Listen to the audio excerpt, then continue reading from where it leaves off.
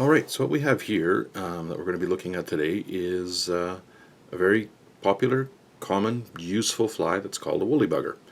And the reason we're going to be talking about it today for our sort of introductory fly tying classes is because when you tie a woolly bugger, you're actually going to be using a lot of materials that are common across dozens and dozens of different types of flies. And you're also going to be learning different techniques that are common across almost every fly you'll ever tie. And the reason they're good to see in a woolly bugger is because it's a straightforward, simple fly to tie, and it's highly effective.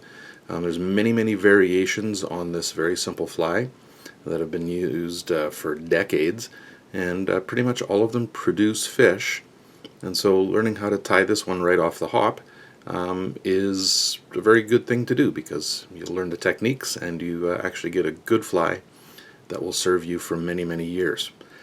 Now you can see I've got two of them here. The top one is perhaps a little bit more common kind of color combination, darker with maybe a little bit of sparkle on the inside, perhaps resembling a leech or some other aquatic insect. Now, the one that I've got below it here, the bright yellow one, I put that one there mostly as a way of providing some contrast that I hope will help you see the different parts of the fly. So this particular fly doesn't have an awful lot of elements to it. It's got a tail, which we'll talk about in just a minute. It's made out of marabou. We've got this bright yellow underbody, which is made out of chenille. We've got the long, fibrous, sort of hackly part on top here that represents legs, or perhaps a flowing body if it's a leech. And then I'm not sure if it's really visible or not, but counterwound, the black hackle fibers are wound around this way, and counterwound there is a wire that's going through it as well, which adds a little bit of sparkle, but more importantly, strength and durability to the fly. So hopefully you can see that on this fairly high contrast one. You'll certainly see it as we tie it. And that's really all that's involved in this fly. 1, 2, 3, 4 materials.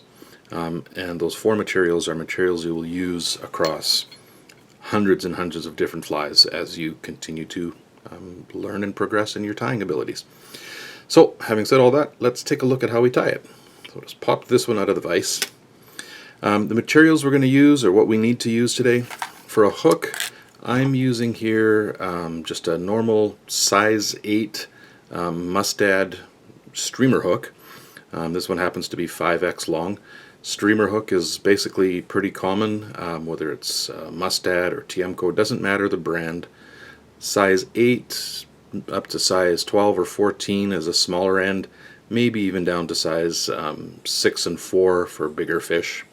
But in our area in Saskatchewan here, it's more common to use size 8 through 12 in varying shank lengths.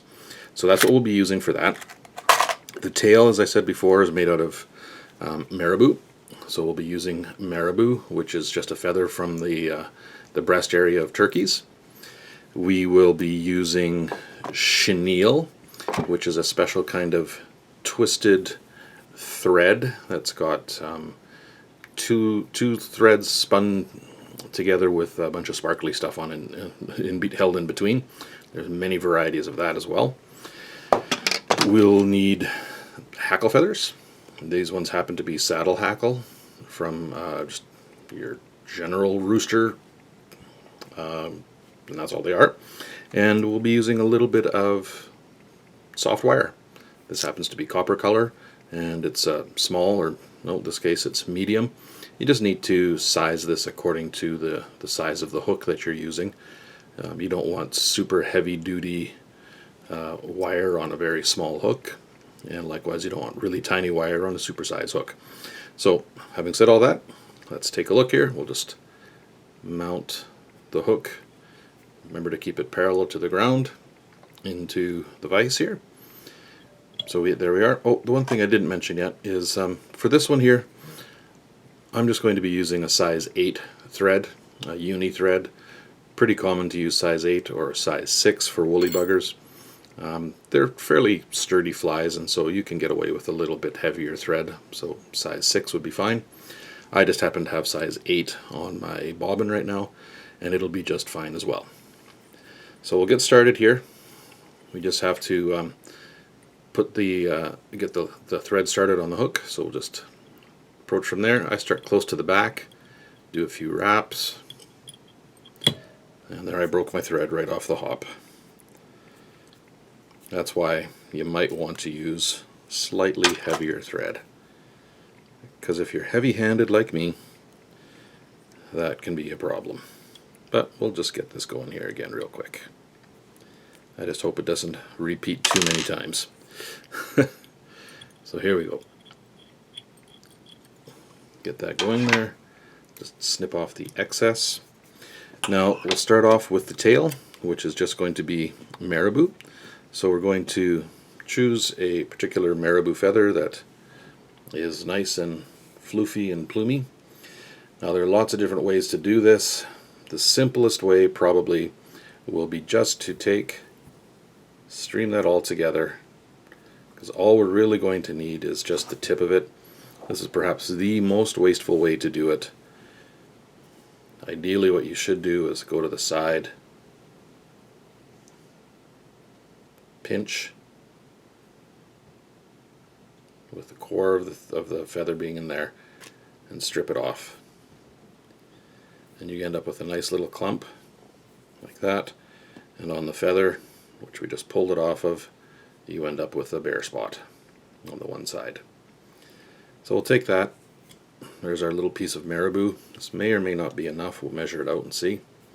We want it to be about as long as the hook.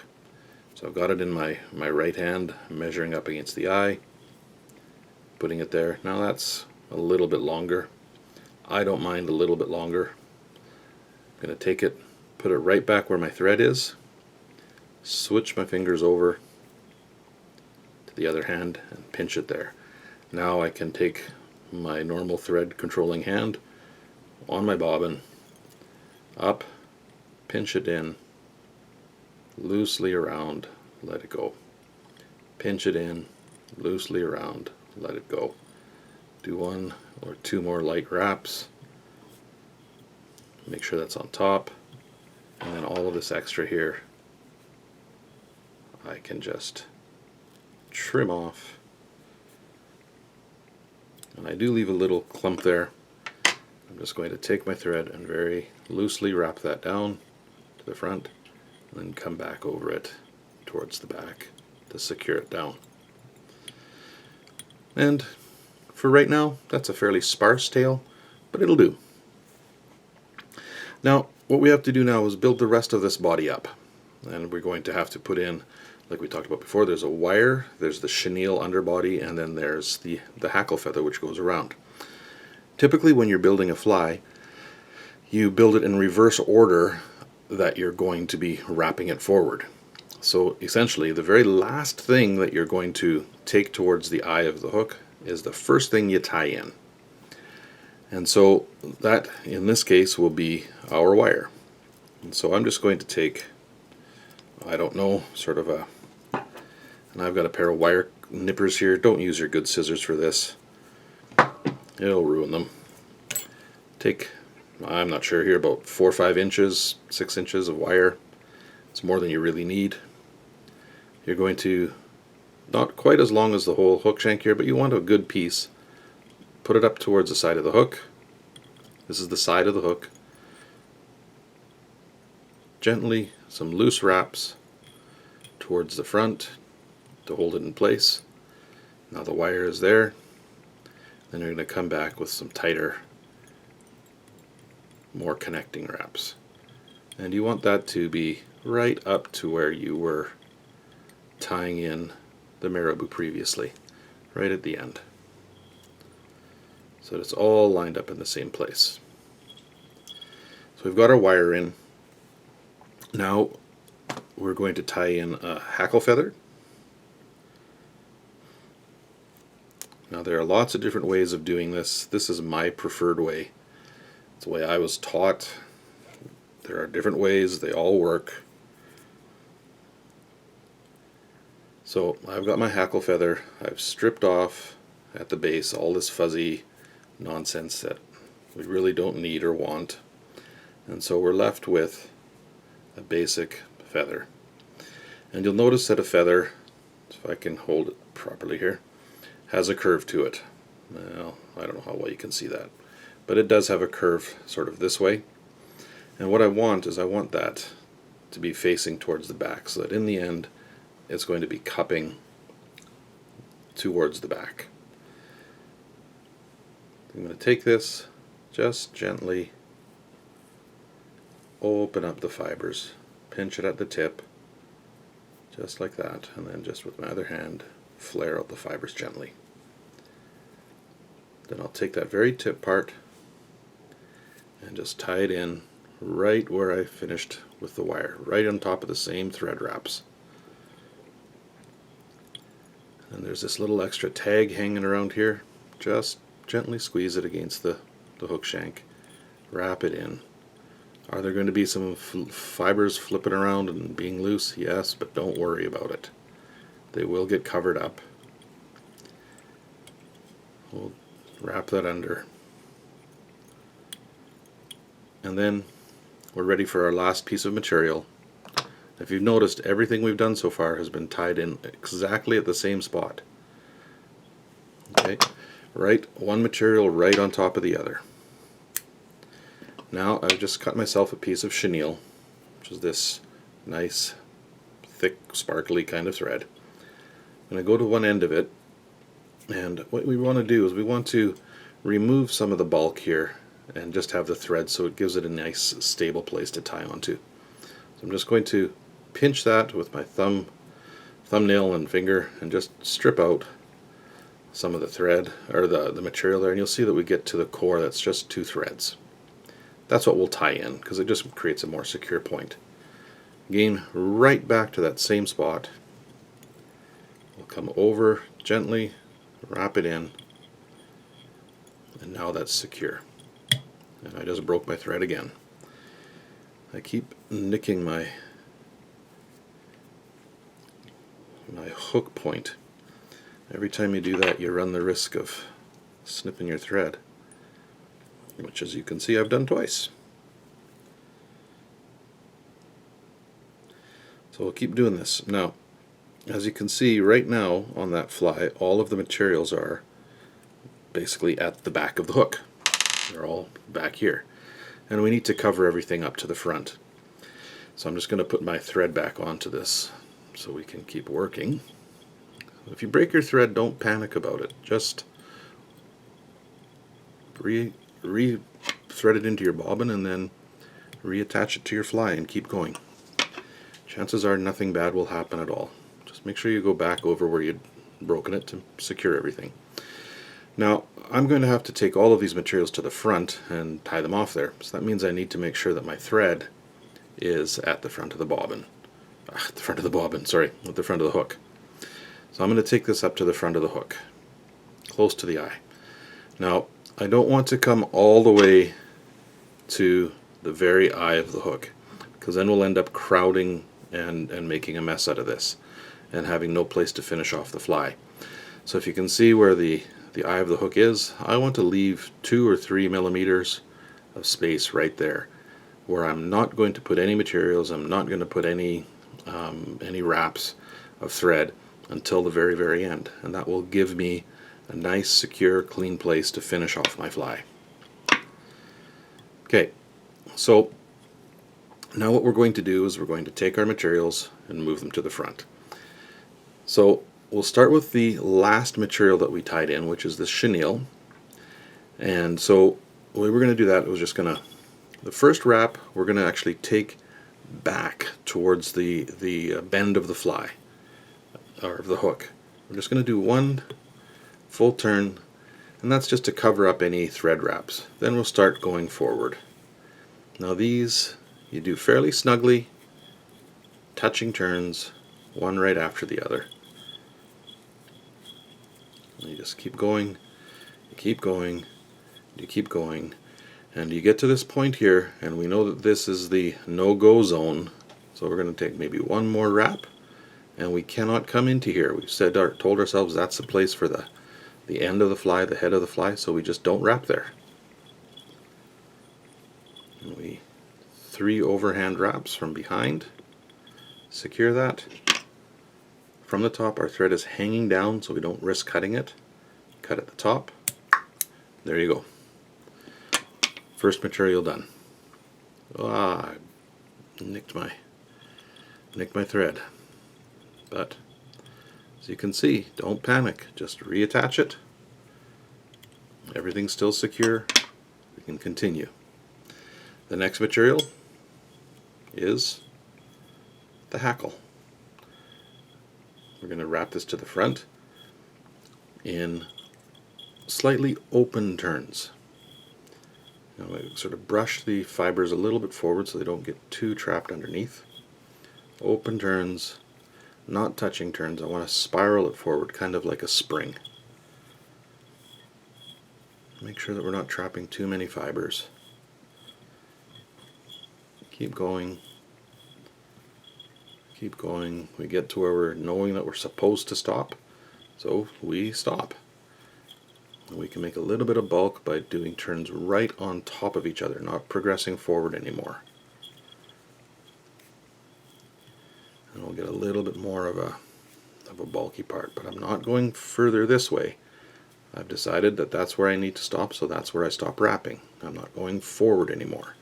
These are right on top of each other. Take my thread once, twice, 3 times behind that, come down, trim off that stem. You can see we still have that space. It's not been used. That's important. We're not crowding out the head. Okay. Now the last thing that we have to do is take this wire. Now the purpose of the wire is to add a little bit of sparkle, but mostly to add strength. So the way we do this is we actually wrap it the opposite direction that we just wrapped the hackle fiber. So I was wrapping the hackle fiber this way, so I'm going to wrap the wire the opposite way. So I went this way with the hackle top to bottom, so I'm going to go from my side to the other. I'm going to do one wrap right at the very base, and then I'm going to start going forward. Now you're going to notice that the wire is going to want to trap these fibers. So you just wiggle it back and forth, and you pull them out a little bit. And we're doing loose wraps, probably 4, maybe 5 wraps to get to the front of the hook. It's a big open spiral.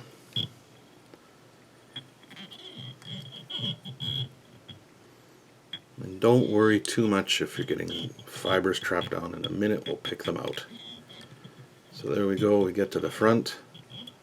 Again, I'm not going to fill up this place where the head is. Do a full wrap around, take my thread once, twice, 3 times, snug it up, maybe 4 times for good measure. Now we have to get rid of this wire. Broke my thread again.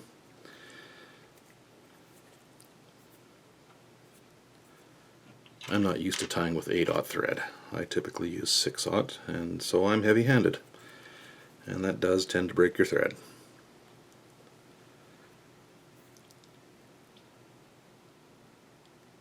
It's what you get used to tying with. But again, no need to panic. Just come back, reattach the thread right where we were working, and trim off that little piece of extra. Now we've got this extra wire here. Easy way to do this is just get as close as you can and just do a helicopter spin, and it'll just break. Now essentially we're done. We just have to finish it off, and you can see there's a few flying bits out front and a few things around that aren't so pretty. That's okay. We'll pretty this up. So I'm just going to take my fingers, draw these fibers back.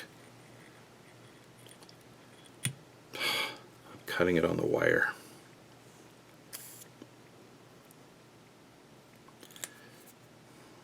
Or it's not very good thread because it just snapped in my fingers. I might be redoing this. Like I said though, don't panic.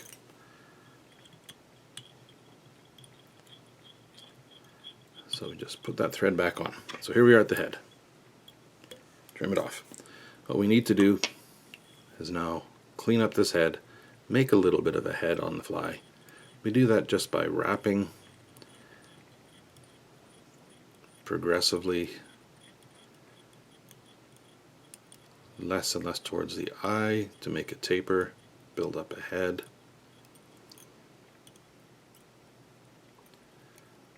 A few down, go back up. A few down, go back up. And there we go.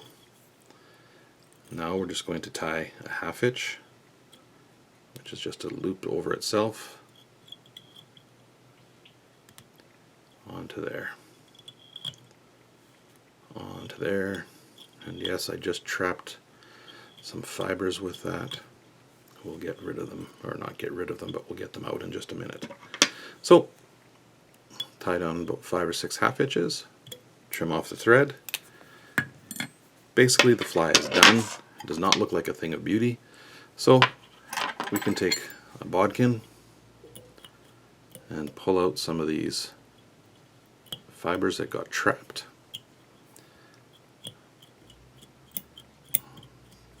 Doesn't have to be very much work to it. You could take a small little brush like this, brush it out, lots of ways. But there in the end you have a really simple woolly bugger, which, as I said before, is one of the classic all-time patterns, works for almost any fish in any water, and super easy to tie. It's something that you should work on and have in your box. If you tie up a dozen of these, you'll get the hang of handling some really common materials and knowing how they respond to your actions. Okay, good luck with that one.